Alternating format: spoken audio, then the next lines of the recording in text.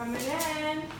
Hello, Miss hi. Meek. How are you? Hi, how are you? Hello, John. No. How are you? No. Okay. Say hi. It's okay. We understand kids are afraid of the doctor sometimes. So what's been going on? Oh, well, John's been having trouble breathing lately. I actually gave him the prednisone from last visit. Okay, I and haven't it seen you guys still yet. hasn't worked. Still He's wheezing? Wheezing and trouble breathing. Okay, well I'll take a listen and we'll see what's going on.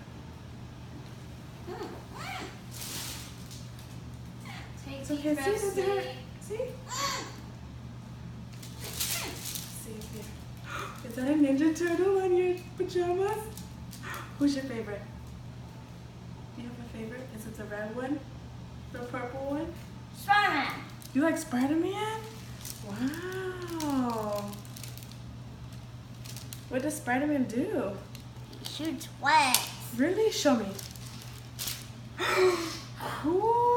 That is so cool, John. Wow. Well, okay, Mom, I still hear a little wheezing. I think it's just still the acute bronchitis.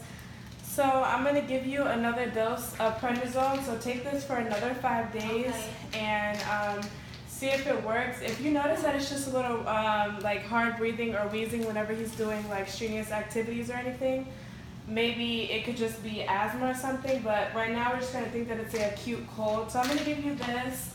Thank you so much. So try that and let me know. Thank you for coming in. Is there any questions? Actually, I did have a couple questions. You're a Sure. very good doctor, and I just wanted to know, like, how did you become a doctor and what steps did you take? Yes, of course. So I started off at Valencia College, and I stayed there for 2 years, and then I did the Direct Connect program to UCF, and then I did an additional 2 years at UCF, and I got a major in biomedical sciences. It was hard, took a lot of hard work, but I made it. It's tough. So then after I went to UCF, I transferred to Baylor College of Medicine. Now I wanted to go there straight out of high school, but it just didn't work that way, but I made it in the end. So I stayed to Baylor College of Medicine for 4 years, and I took up my pre-med. And then after I left Baylor College of Medicine, I did an extra year in Texas, in Waco, Texas, internship. I worked at the Children's Hospital, like that's connected to the school. Okay. And after I did that for a year, I realized that I really liked working with children. And I've always knew that I wanted to be a doctor, but I knew I wanted to work with children. So I did the, John. hello, is that your Ninja Turtle? Wow, that's so cool. Oh my goodness. Such a cool Ninja Turtle.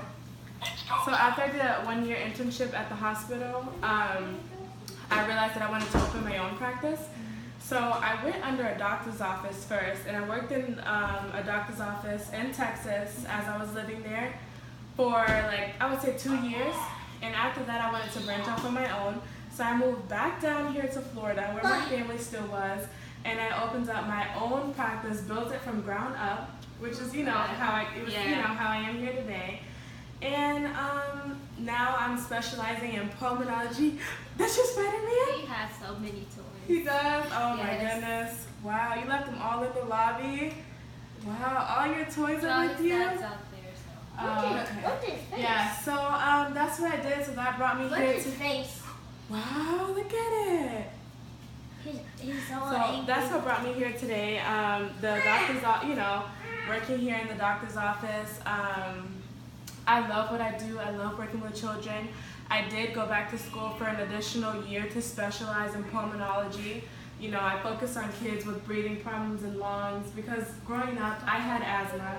I know how it is with asthma. I know how asthma works. I know how it's triggered. So I figured I would love to specialize in something that I know about.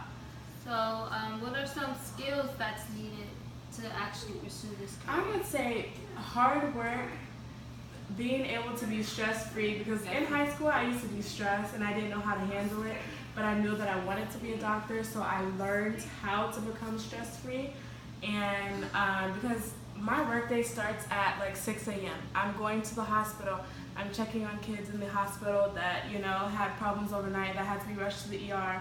checking on my patients that stayed overnight, and then I come back into the doctor's office, and then after I'm at the doctor's office, I stay here between like 10 to 12, and then by 12, like the whole office shuts down and we go on a lunch break from like 12 to 1.